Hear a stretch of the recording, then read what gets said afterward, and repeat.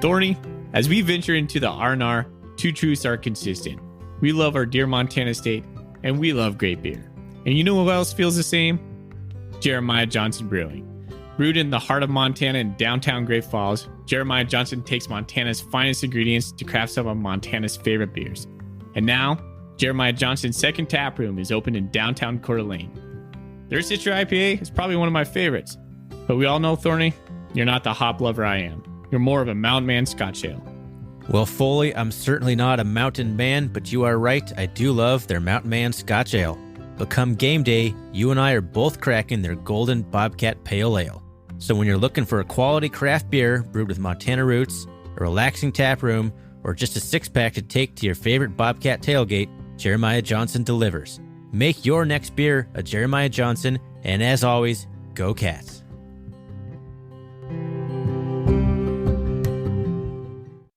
It's like we forgot we were recording. What do you think, man? Do you think you're going to wear white helmets or blue helmets? Do you like the blue helmets? I like it when there's a blue helmet and a blue shirt and a blue pant. All together. Welcome, everybody, to the R&R Catcast, a fan-based podcast focusing on Montana State athletics. We're two dudes named Ryan from the state of Washington talking about our dear Montana State. We hope you enjoy.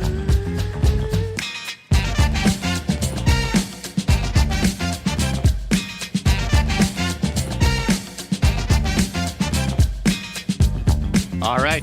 Welcome back, Bobcat fans. Thanks for joining us on another episode of the R&R Catcast. I'm one of your hosts, Ryan Foley. Across the state from me is my good buddy, Ryan Thornburg.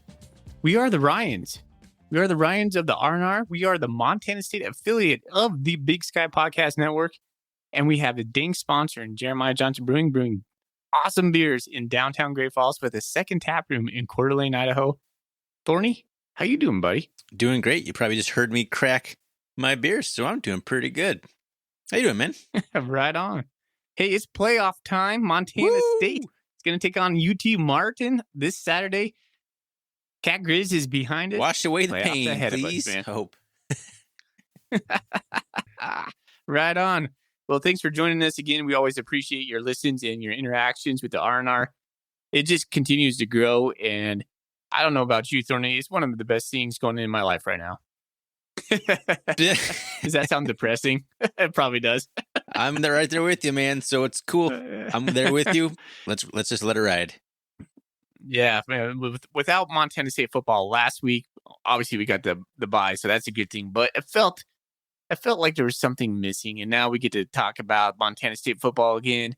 We're here to give it to you. Let's get into it. Better not be the last time. This episode. Yeah, right. Oh man, last year was tough. Let's just put 2020 in the rear view. Let's look forward to better days. Okay. On this episode, we're going to talk about UT Martin.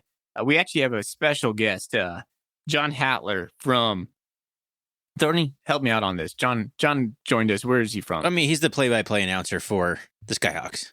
Quite simply. Yeah. Okay. Nothing too complicated there, buddy. Yeah. So he's a awesome gentleman. We just talked to him, so we're going to play that later on in the episode. He's going to preview UT Martin for us. But then after that, Thorny and I will come out and we'll give our take on that. But before that, we'll talk about the news, what's going on. We'll talk about the all-conference selections. We haven't gotten into that. That came out right after our last episode was aired. And then in the back end, we're going to tackle some Golden Coolies and maybe give a bold prediction. But before we do anything, we're going to talk about what's in our Golden Coolies. Thorny, why don't you go first? Well, I'm certainly not a mountain man, but I do love their Mountain Man Scotch Ale. Is that how it sounds? Is that what I say? I got the Jeremiah Johnson Mountain Man Scotch Ale, my very last one. I'm bringing it out because I'm excited. I'm optimistic. Man, it really is an awesome Scotch Ale. Like, it's one of my all-time favorites. I'm sad it's my last one, but here it is. Here I am drinking it. Cheers. Call out to our listeners. Send Thorny some Jeremiah Johnson Brewing Scotch Please. Ale. I love it so much. It's a good winter beer. Come on. You can private message us. We will give you our address. All right. I am drinking a Bozeman beer tonight. Hop Zone IPA out of Bozeman Brewing. Nice little green can. I like it, man. I picked it up. I went to Montana. I went back to Great Falls over Christmas break and picked up some Jeremiah Johnson Brewing as well. I got some Golden Bobcat Pale Ales I'm going to bust out, but, I was switching it up tonight, and I knew you were going to bring on some Jeremiah Johnson. Maybe we should have done a Jeremiah Johnson Squared. That would have been pretty cool, right? How did you know I was going to bring up Jeremiah Johnson? I just knew, man. I could feel it. Fair enough. Well, you're right. So you're right. All right, buddy. Let's get into the news. All right. Very first thing, Troy Anderson, Big Sky Defensive Player of the Year. All right. What a way to cap off his illustrious Paul Bunyan-esque career at Montana State with the ultimate honor he can get on that side of the ball. Man, I'm pretty sad that this potentially is like the last home game for Troy Anderson. So if you're not going to this game, if you're sad about Cacklers, whatever, go to this game for that reason alone. This could be Troy Anderson's last home game. Last time you're ever going to see him play in person. Go to the game. So, but anyway, awesome award for an awesome career from an all-time Bobcat. I hadn't thought about that angle. You just made me a little bit sad. Well, it doesn't matter so much from us from the not ever going to a home game, but we're going to get in our game to watch him because I'm confident in that. But maybe not in Bozeman. All right, man. Hey, let's move into the all-conference awards. I don't have the list. You do. I got it. Name them off. I'll go. First team, all Big Sky. Isaiah Afonse, Lance McCutcheon, Lewis Kidd, Chase Benson, which is awesome to see him recognized on the first team, Daniel Hardy, and of course, Troy Anderson. Moving on to the second team, we got Taylor Tuisasopo, Callahan O'Reilly, and Ty Okada. Third team, Trey Webb and Blake Stones-Glessner. And honorable mention, Amandre Williams and Jeff Manning. And there is the list. I think I counted it last time we did this. 13 guys. I'm not going to count it again. But yeah, good showing by the Bobcats on the all-conference teams. Anyone else you think that should have been on this list Absolutely. that wasn't for and Montana a little bit State? more?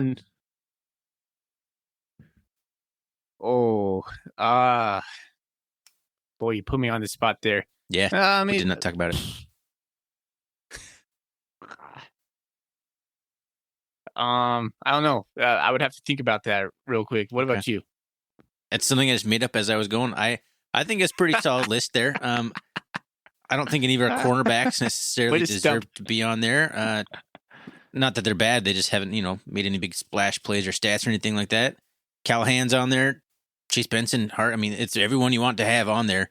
Offensively, I think this covers it. I think it really does cover it. So there you go. There's a pointless just a bad question. 2 minutes of conversation there.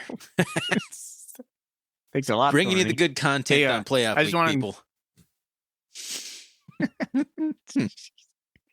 Oh boy, we're informed. I'm in a little goofy mood. Hey, I know you are too. So let's. I'm excited. Troy Anderson got invited to the Shrine Bowl. Yeah, that's East new West today. Shrine Bowl today. Yeah, so that's awesome, man. Man, I cannot wait to see what happens with Troy. It's sad to think that you just said what you just said. This could be his last game in Bobcat Stadium. I feel like Troy Anderson has been the topic of our conversation since we started this podcast. Yeah. It's just odd to think we won't be talking about Troy as much next year. We didn't talk about him as much this year for kind of good reasons, because he was like in a position and it was settled and there was no controversy around it and he was playing well. So it was nice to actually not talk about Troy so much this year, even though he deserved to be talked about. But kind of a sad to think about the end of his career, but not yet, because we got a big game coming up. All right, Thorny, up next, we are going to play our interview that we just previously recorded with John Hatler, the voice of the UT Martin Skyhawks. Sounds like an awesome dude. He's coming over to Bozeman. I'm super stoked for him. I think his son is coming with him. I think he mentioned that. Man, Bozeman, if you run into John Hatler, he is an awesome guy. Give him some hospitality. I know you will. But let's play the interview from him that we just previously recorded right now.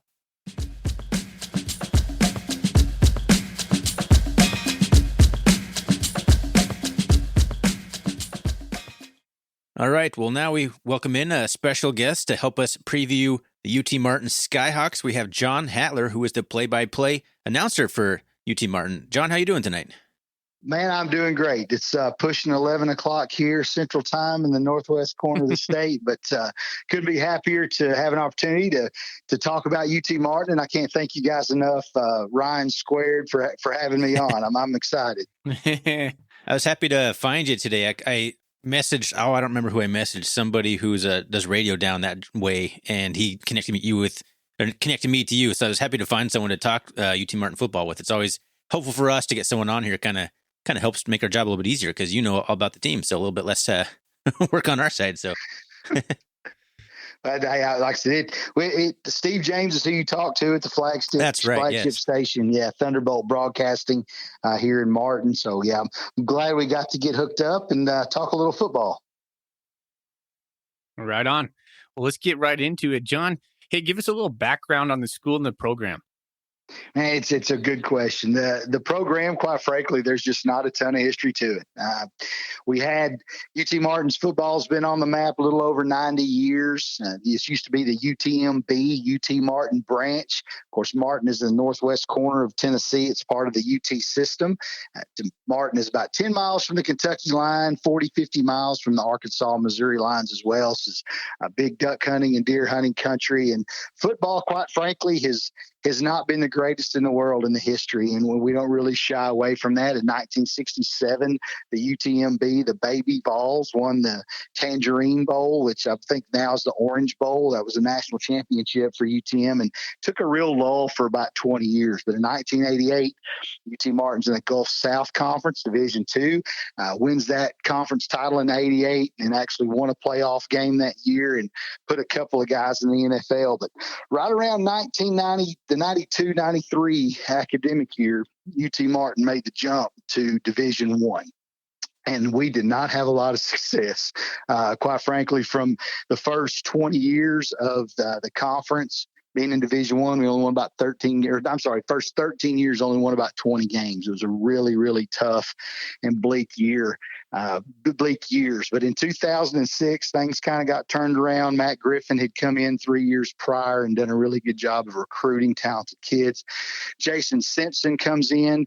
UT Martin wins its first Division I conference championship in 2006, ended up getting beat late by SIU, Southern Illinois at Carbondale, up in Carbondale that year. And quite frankly, guys, since then, it's been a pretty good football program. Jason Simpson, this is his 16th season, only had 3 losing seasons, I believe it was. And it's, the Ohio Valley Conference, let's be honest, it's not the most powerful conference in the country, but we've really picked up speed and a lot of steam in the last several years. I think since 2013, the conference now won 14 FCS playoff games, kind of in the middle of some growing pains right now, and that's kind of aligned with the UT Martin football. It seems like every year the FCS would take 2 teams, we'd finish third. If they took 1, we'd finish second. But this is a really good football team this year. As far as we're concerned, it's been a good offense, been a really good defense once again, and played well and beat Jacksonville State when they were ranked number 9 in the country. And I know that Jacksonville State kind of fell off there towards the end of the year, but not a lot of just sustained success over the 90 plus years of UT Martin football. But since about 2004, 2005, and the arrival of Jason Simpson, this has been a very competitive program. Jason's record's kind of lopsided, 100 wins, 78 losses, but 27 of those losses have come to the hands of FBS teams. I mean, we've played Ole Miss and Florida and people like that. So hadn't shied away from competition, but it's kind of a lopsided record for Jason. But we're kind of the little diamond in the rough over here, guys. We're a pretty good football team, do a pretty good job. Just nobody really knows about us. Well, you guys are making a splash now, and you're playing with some house money. But I want to talk a little bit about Jason Simpson for sure. Jason Simpson, he's been there for about 16 years now. So what makes him a good fit for UT Martin? Well, and I told someone this the other day too. There's 2 really redeeming qualities about Jason as an individual that's bled over into the program. Jason's a big culture guy, and he wants to create a family atmosphere. Jason, his wife Julie, and their 3 children are just they're involved in our community. And Jason's involved in his church. Julie's involved in the church and the local school system. And they've just acclimated themselves. And this town, this county really rallies around the university, and it's really rallied around the football team. And Jason and Julie have always given back. And so Jason wants to have that culture, wants to have that family in a close-knit area, rural area of the country like this. That speaks volumes to where this program has come to. That's why it's where it is today. And secondly, as I said to another group the other day, is Jason just has an eye for people, and he knows how to go hire good coaches. Guys, he's been here 15 years. Of course, we played in the spring, so this is his 16th season. He's had to replace over 80 coaches in his tenure here at UT Martin. Woo. 80 assistant coaches. And when I tell you, I think you can count on one hand how many he's had to let go. They all move on to bigger and better things. There are very rarely are there lateral moves. There are always moves up. There's been over 6 coaches going to the NFL right now. You're starting to see this 3-3-5 defense. It's really taken off. Chris Polizzi's our defensive coordinator now. Jordan Hankins, that was here before him, really perfected that, and he's taken that out to a lot of other places. We've got coaches at Georgia. We've got coaches at Kentucky, Tennessee. They're everywhere. And I think those are the two things is what makes Jason such a great fit. He's a family guy, and he's also created that culture where he can bring good, top-quality coaches in, teach them, get them better. They move on to bigger and better things, which makes our university better in the process. That's always a good hallmark of maybe those kind of CEO type coaches. I'm not sure if that's how Jason Simpson is, but they always like get the quality assistants in. And then, yeah, if you're at a program like in the FCS program, honestly, that turnover is kind of a good thing because it shows that you're getting quality guys in there and they're moving on to bigger and better things, like you're saying. Yeah, absolutely. And again, like you said, Jason's really kind of a mesh of everything. I mean, he's a CEO, he's a manager, he's a people guy. I mean, he's kind of like a chameleon. He can fit in what he needs to fit in when it calls for him to do it. And the thing he's done too, to your point, is these good assistant coaches that he's brought in, he's taught them, and they have learned how to manage people. To manage different aspects of running a program. And you're just, he's got his own, it's not a Bill Walsh coaching tree by any stretch of the imagination, but it's a good little coaching tree that he's got created right now. Well, they definitely got it rolling right now. And let's talk a little bit about the game last week that UT Martin came into. Where is Missouri State? I actually don't know where that's located. Springfield, Missouri. Springfield. It's going to be there. It's about 5 hours from Martin. It's kind of funny, man. We go up through Cairo, Illinois, and you drive across the Ohio River. Then you take a left and you drive across the Mississippi River, and then it's just flat for hours. And then you hit the base of the Ozarks, and here's this beautiful area of Missouri and Springfield, the home of Bass Pro Shops, which I know a lot of your listeners that are avid outdoorsmen will know that name. That's the original place, the headquarters, the original location. But we were really hoping number one that we would host and get a first round bye, but that didn't quite work out. Then of course got sent on the road, which was kind of disappointing, being a conference champion and having to go on the road out of the gate. But again, like you asked a little while ago about the history, there's not a lot of history that gives us leeway to complain a whole lot. But so we did, and we went on the road to a very good Missouri State team. Bobby Petrino has been there. This is his second season. Of course, we all know he spent time at Western Kentucky, Louisville, Arkansas, and went up there, and it was a really good game. Well, I know we'll probably get to talking about the quarterback situation here in a few minutes, but go on the road, opening drive, get a field goal out of it. Missouri State comes back. They've got a really good player in Jason Shelley, who's one of the Walter Payton Award finalists, and threw for he had over 3,300 total yards, had a great touchdown interception ratio, guys. It's 3-1. But this defense for UT Martin absolutely lit it up, forced 6 turnovers in that game. And a lot of times when you say forced 6 turnovers, These were 5 legitimate forced turnovers, making the quarterback uncomfortable, getting him off the spot, forcing him into throws, rush throws that probably weren't there. There's a couple of fumbles, effort fumbles, where the kids from Missouri State are fighting like crazy to get extra yards, and UT Martin's punching the ball loose. So it wasn't just Missouri State handing the ball over. It was forced turnovers by UTM. And then we were able to do some things in the passing game to stretch the field a little bit. We're one of the top rushing programs in the country, as you well know, right behind Montana State. And we're held to our lowest rushing total of the year, only 89 yards. But we're still able to come out of there with a big win, a big touchdown late in the game, and then a big interception to seal the deal. Yeah, Ryan and I both watched the game, and we were really impressed with UT Martin. And you're right, six turnovers. That's the sauce right there. I mean, you're going to win the game if you have 6 turnovers. But more impressive to me was your quarterback, Dresser Wynn. And I know he wasn't the starter. And so I know Ryan and I have been talking all week long about it. It's like, well, what would Keon Howard look like? And what does Dresser Wynn bring? And we were just wondering if you could kind of compare those two for us. Man, absolutely. And it's really a cool story. Of course, Keon Howard goes to Southern Miss out of high school, plays a couple of games there, ends up transferring to Tulane. And he comes to UT Martin in the spring and comes in, and he's an immediate leader, immediately developed relationships with his offensive line and his teammates, and really glued this team. We had a pretty rough spring, but it was a good spring for us because we had to play a lot of young players. And we were hurt a little bit, and Keon came in and was really that glue. And you really saw it in the first half of the Western Kentucky game. We're down, we get housed in that game, but it's 28-14 at the half, and we're playing pretty well. And some things got awry defensively in the second half, special teams coverages, and the game got out of hand. But Keon has just come in and been a nice, calming influence.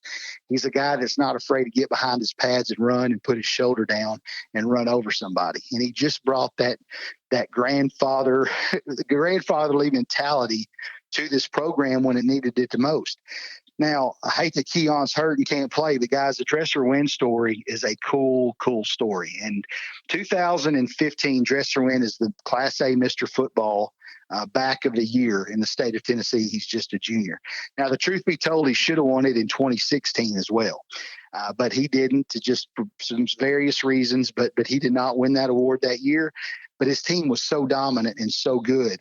Dresser comes all the way through. They go undefeated, win a state championship. He's the offensive most valuable player of the state championship game. He was hands down, and probably still to this day, hands down, the biggest recruit that UT Martin has ever signed. Now, y'all aren't used to this. Y'all are used to this. Over here in Martin, we're not. Dresser Wynn actually had stars by his name. So, he's a guy that was highly recruited, actually committed to Western Michigan and decommitted and came back to UT Martin. His freshman year, Austin Peay, we lose. I think it was 7-0.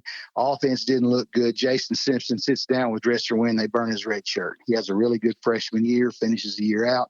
Sophomore year comes in, goes to EIU, dislocates his shoulder, and they have to anchor it back in, so he's out. Comes back the next year. He's still not ready to go in fall camp. He's not 100%. Doesn't secure his starting job. Another guy comes in, plays really, really well as a conference player of the year as a freshman, or a freshman of the year in the conference. So obviously, Dresser comes back the next year. This kid's going to keep his starting spot. So back in the spring, Dresser's finally getting healthy again, and they moved him to punter. Now, I've said this several times, and people look at me like I'm crazy, but Dresser Wynn is an potentially an NFL caliber punter. The dude can absolutely kick a football. He never had to do it in high school because his offense was so good. So they move him as punter to UTM on our squad here, and he's leading the Ohio Valley Conference in punting in the spring. We're playing at Austin Peay again. Starting quarterback gets knocked out, bring Dresser in. He plays quarterback for about 3-4 snaps, snaps his ankle. Done. I mean, out. This is back in the spring.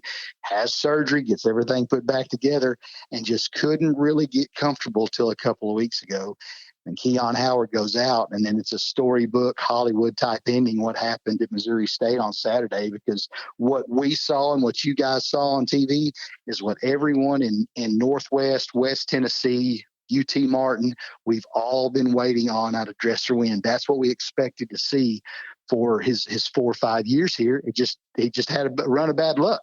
And so, if anything, just what happened with Dresser Saturday was fantastic and led this team. The team rallies around him. They love him. They love his success. He's a great leader. And Jason Simpson said it. Nobody deserved that moment in the history of UT Martin football more than Dresser Wynn did on Saturday. Go ahead, Thorny. Okay, hold on. So is looking like Dresser Wynn is going to start then?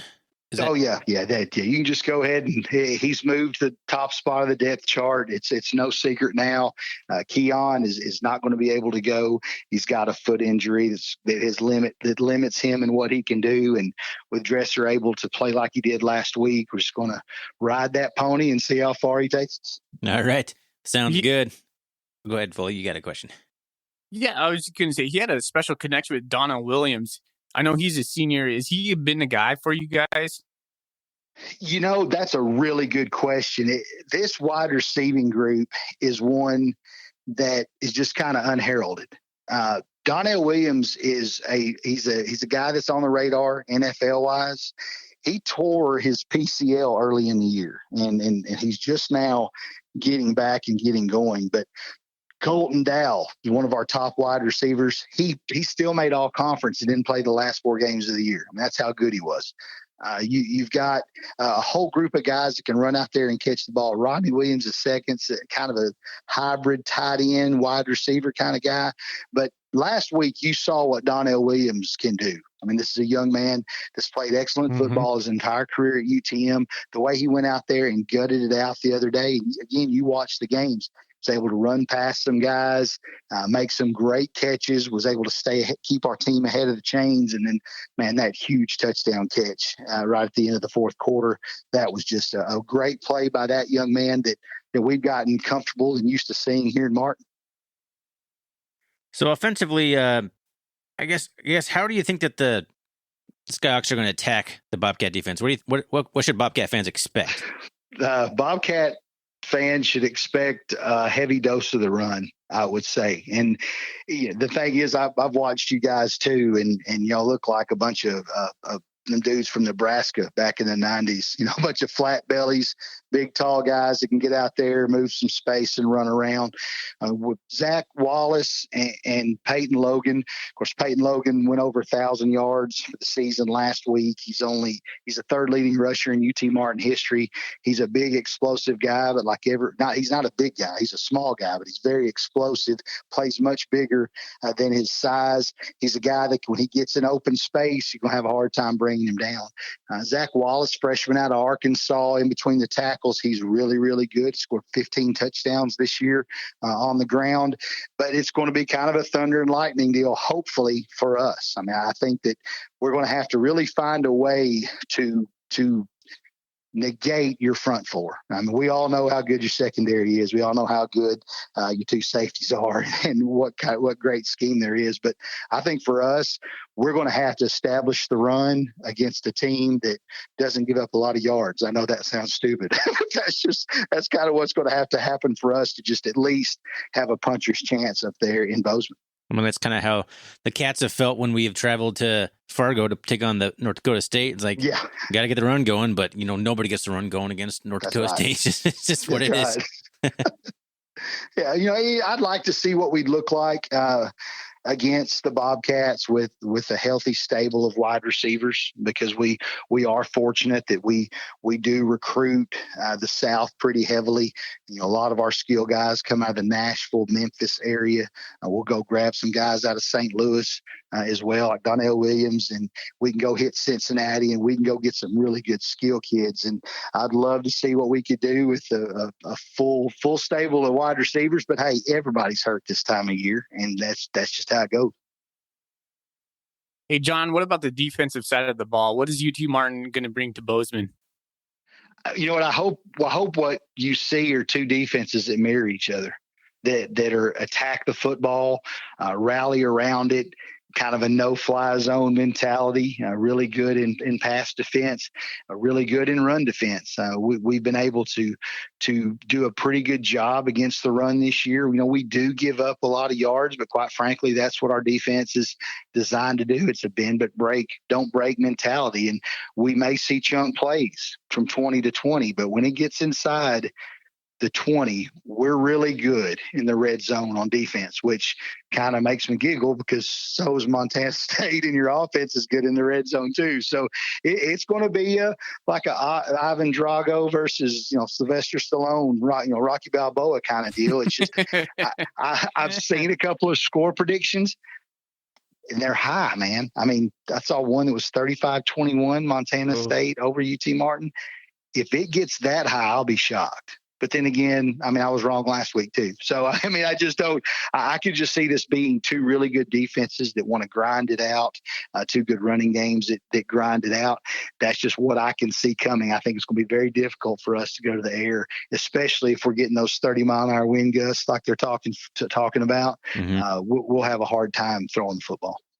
The Cats have had a little bit of a problem scoring the ball here in the last few weeks, so I could see a pretty low scoring game. 35 is kind of optimistic in my opinion. Well, I'm glad to hear that. I'm glad to hear you say that. So yeah, I told somebody today, they the people here, my phone gets blown up 24/7 about what are our chances? What are our chances? And I'd like to see us get in there. If we could get out of there with a 17-10 win, 13-10 win, if we were that fortunate to come to a very tough place to play, even to lose 13-10 or 17-13 type game, that's what I'm expecting. But they build big old hotels in Las Vegas for a reason, and Vegas has got a lot of points in this game, so we'll see. Hey, John, let's put on the other hat, man. Do you have any questions for Bobcat fans? Yeah, I do. That's a great question. I guess the first thing is what are the expectations of Montana State? Because again, we're not a powerhouse, but what does Montana State expect UT Martin to bring to the table? What are the questions that they would have about our offense, our defense? What do they expect from us? To be honest, I'm wondering if Bobcat fans kind of expect a similar situation to where SEMO or Austin Peay came to Bozeman a couple years ago. I think those were the games that the Bobcats won by a couple scores apiece. I'm not sure that's an accurate statement. I think that maybe that's kind of what people are expecting from the kind of OVC champion there. Hey, Dan, that's fair. I mean, that's absolutely fair. I guess the other question I would have too is if I'm coming up there as a fan, where am I going to go eat in Bozeman? Well, unfortunately, we're not the guys for that because neither of us live in Bozeman anymore. Bozeman has changed exponentially since we graduated in the late 2000s. It's grown substantially, so we're not gonna have you. We went back to a game this season for the first time. We've gone to maybe 2 games in the last 5 or 6 years, and I don't even know where to go anymore. So it's changed. Well, there's got to be an old place that still has a lot of meaningfulness to your heart that some guy from Northwest Tennessee could share a common bond with 2 guys that went to school there years ago. I mean, there's got to be some place. Well, you got to get breakfast at the Western Cafe. I'll tell you that much right there. That's a down home, tiny looking place, hole in the wall. It's just like the sign is basically like a 7-Up old light up sign. The Western Cafe. Yeah. You can consider that done. That'll be where I eat Friday morning.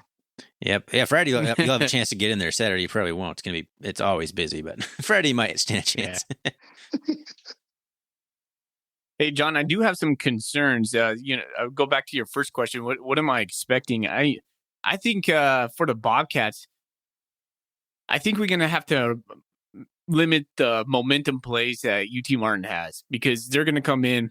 If we can disrupt Dresser Wynn early, I think we're going to have success. If we don't, if we allow him to get the connection, like let's say him and Donnell Williams continue their pass-happy connection from last Saturday, I think that's going to be challenging for Montana State only because our offensive play hasn't been great in the last couple of weeks. And so I'm concerned because Dresser, when I watched him on Saturday, I was like, dang, that guy can sling the ball. And you talked all about him. So he's a dude. He's a dude that's on my radar. I know he's a dude on all Bobcats' radar.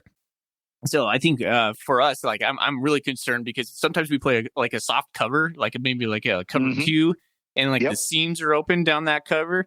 I think he can make some money down there. Teams have done that against us. How we've combated that is we have really good pass rush. So I think we were going to try to rely on our front four to make him pretty uncomfortable. And if I think Montana State can do that early, I think we're going to make some hay. But like I said, you guys are playing with house money. And if you have a couple of big plays early on and you guys get in a rhythm, that's going to be trouble for us.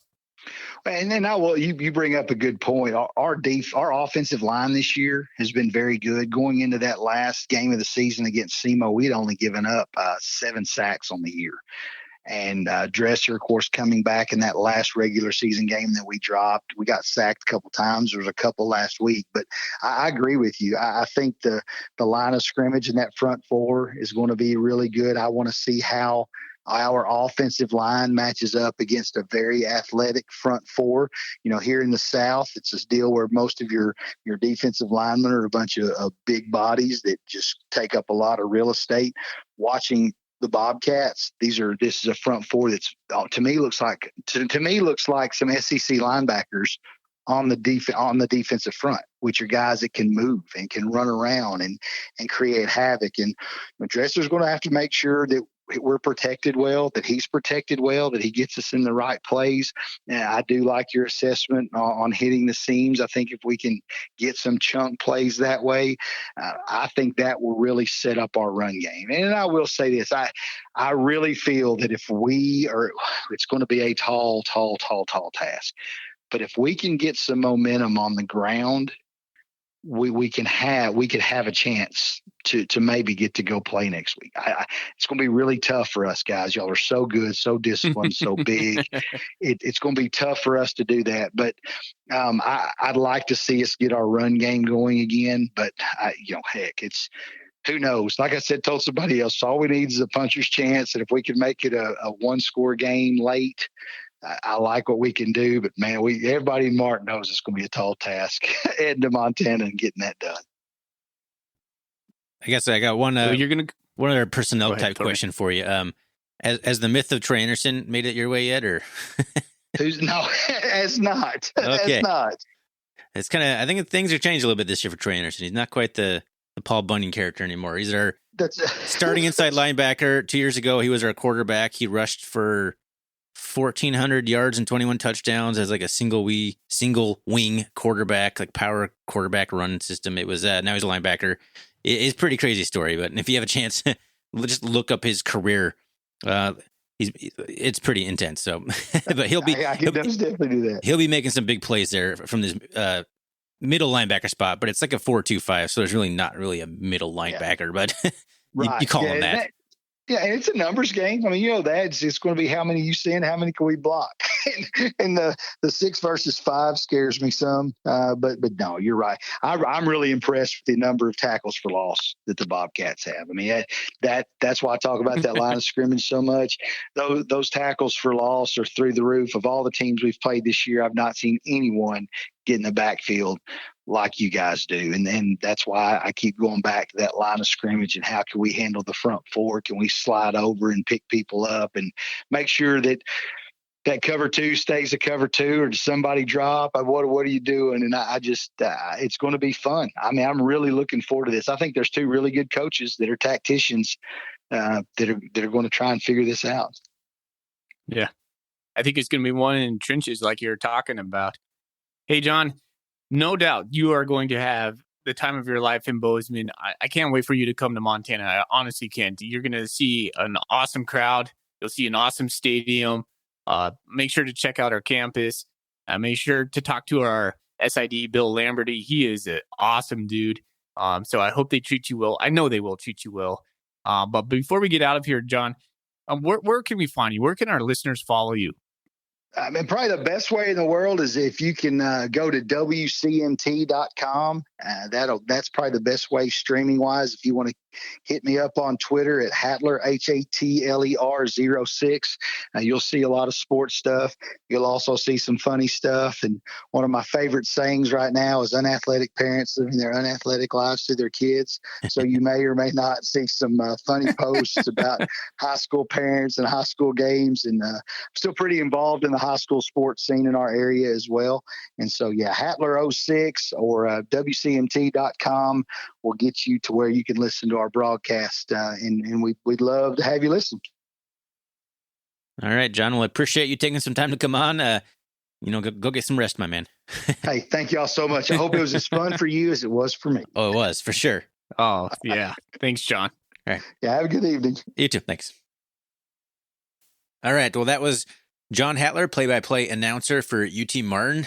As Foley said before he introduced the segment, he was just a really gracious guy. Great to have him on, and hopefully everyone learned a lot more about UT Martin and the situation and with the team that's coming to Bozeman on Saturday.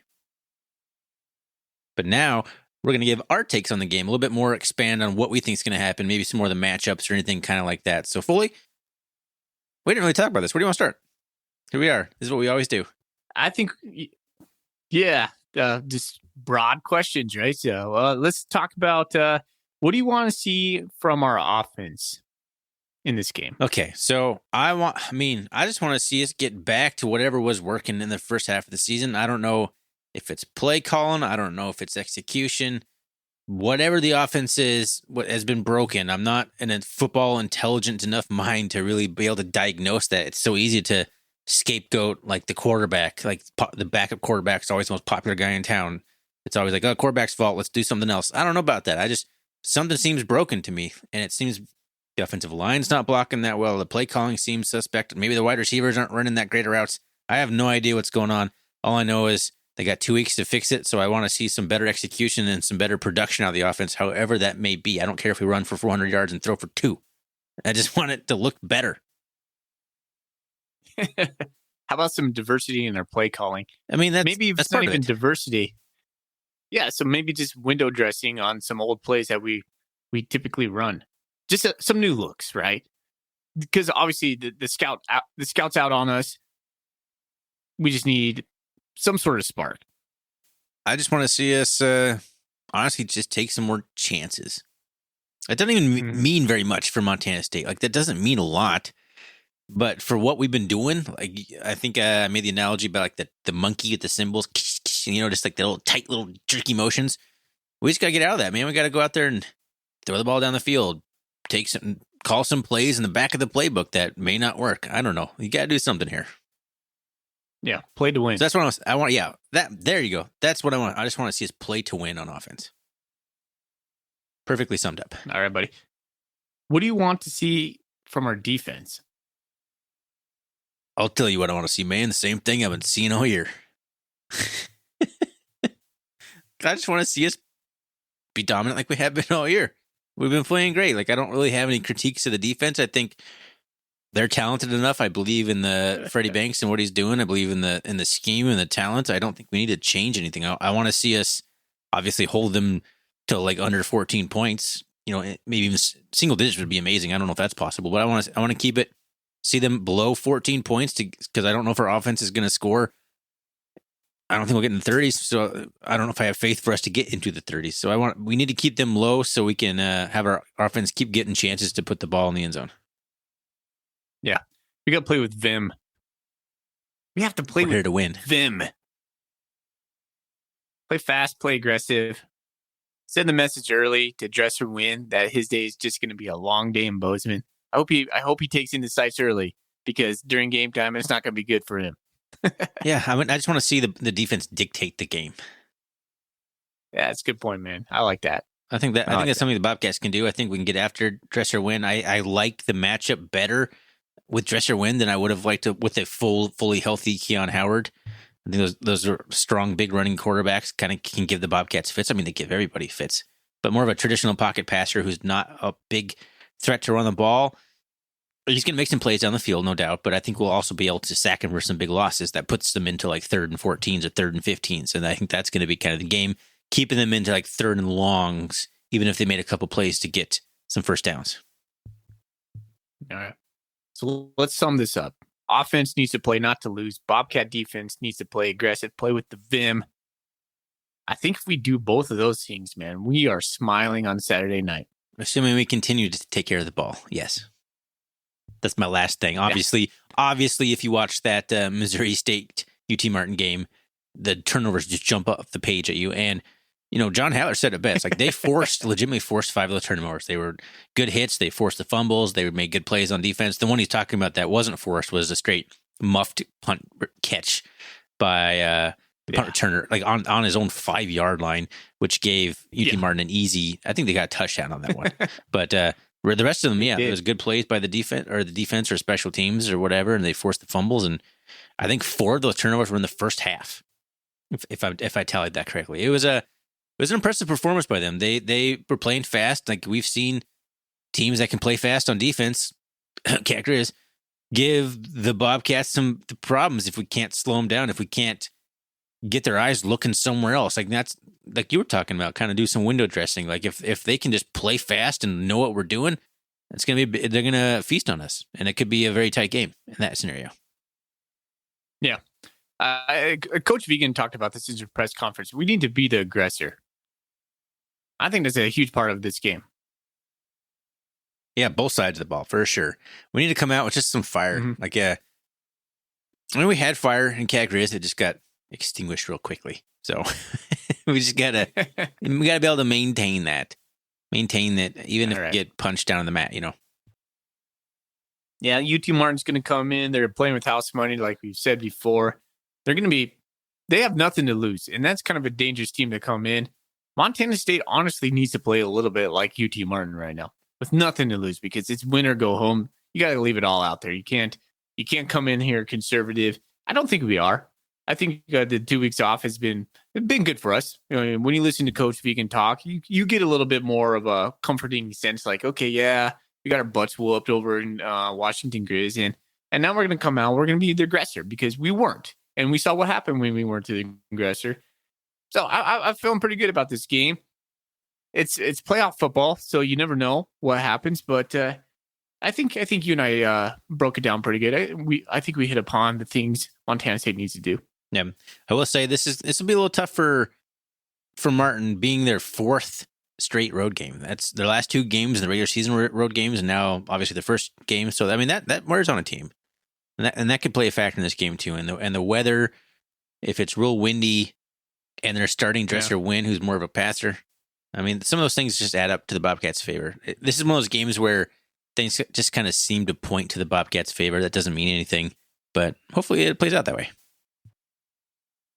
Thorny, what do you have for a bold prediction for this game?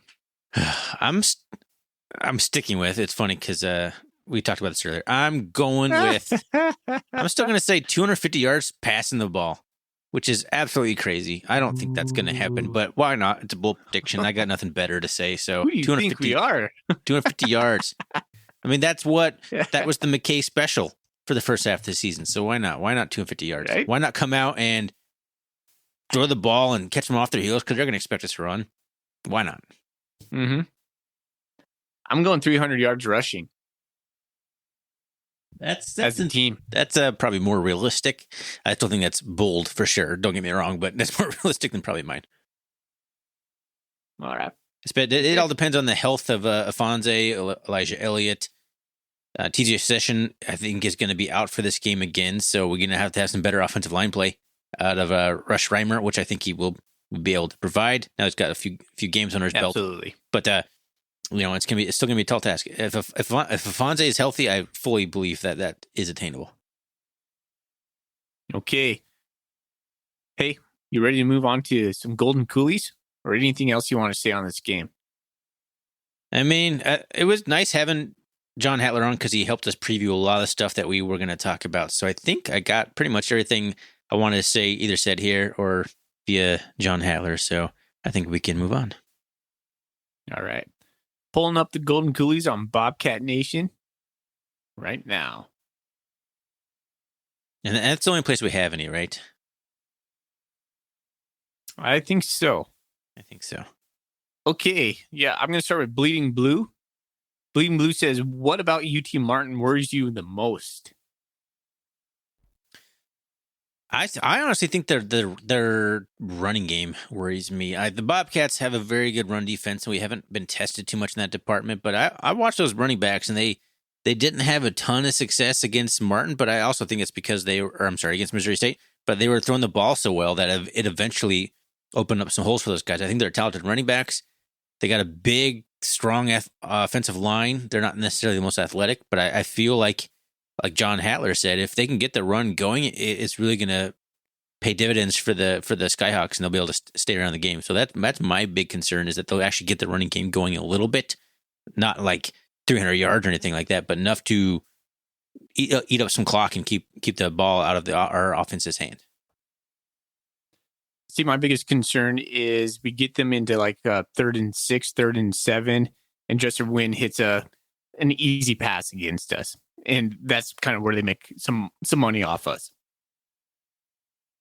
It's a good question, because the Dresser win to, is it Keon Williams?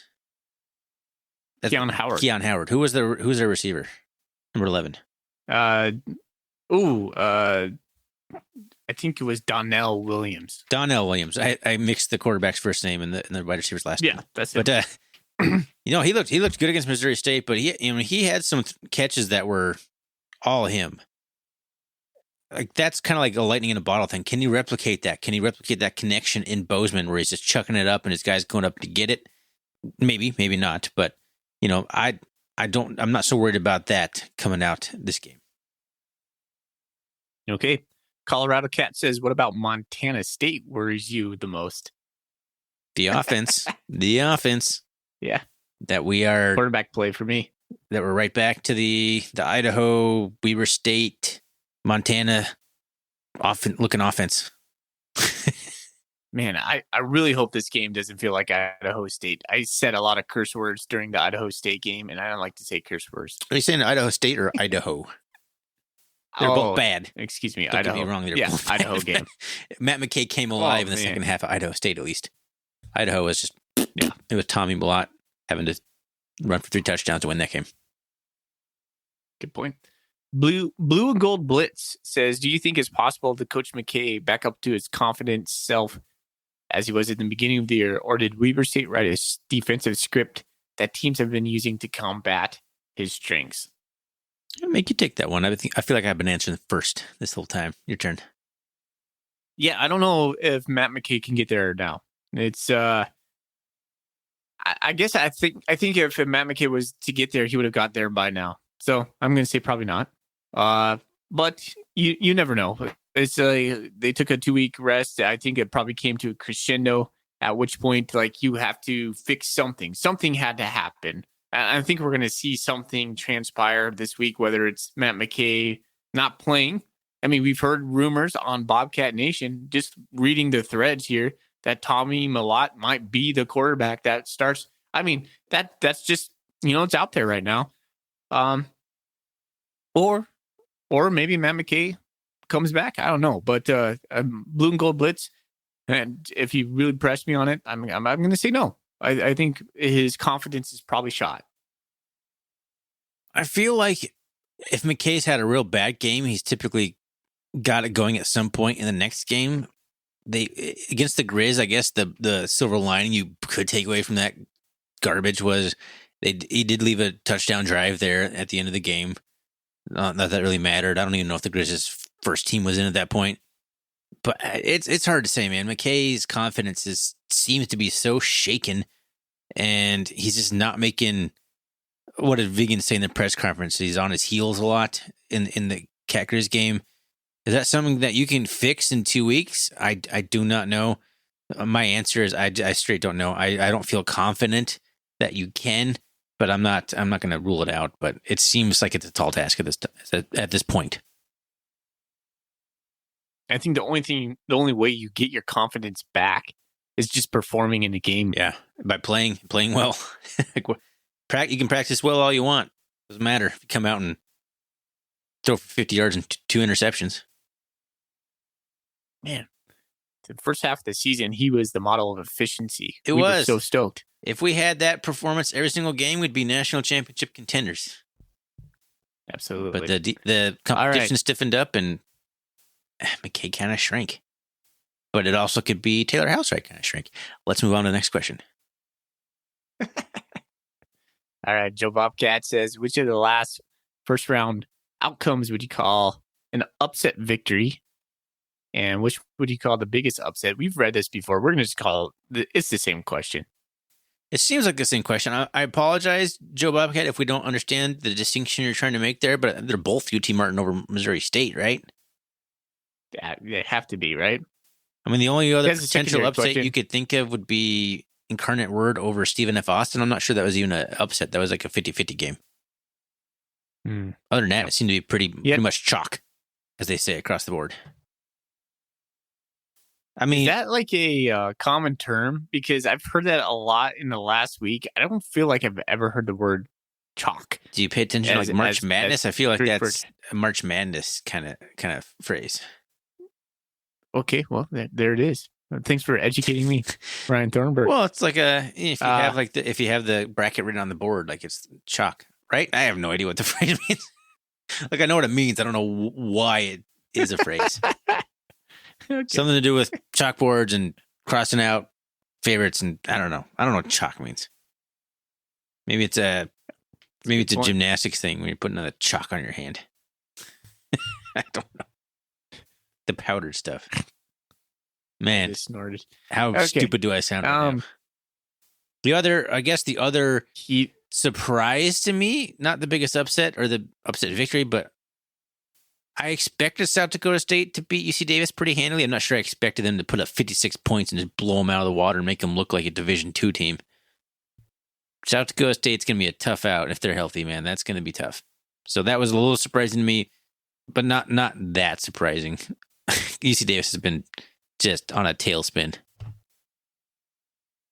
I would love to see South Dakota State come to Bozeman. Rematch 2014. No. 2017? No. Gold Rush? Oh, I meant the playoff game. But yes, there was the Gold Rush game, but I'm talking the last time we saw them in the playoffs in Bozeman. The snowstorm with the hobbled Dakota Prukop and Chad Newell rushing for like 5 touchdowns and still like losing. Yeah. Was it a Zenner or Jenner or? No, I'm talking our running back. Yeah, Zach Zenner ripped us to pieces, but I'm saying Chad Newell also was rushed for like 5 touchdowns in that game. Golly. Ugh. Yeah, rematch. Snowball. That was a lot of snow. That was a lot of snow. Okay. I've been trying to get to the second question here, but you keep talking. It's like a podcast. He said, here's a real easy one to answer. Who would you like most to see upset in round 2? Sam Houston State, baby. Home game. Yeah, it's a good one, man. I was thinking the Grizzlies, but I'm going to go with Sam Houston State as well.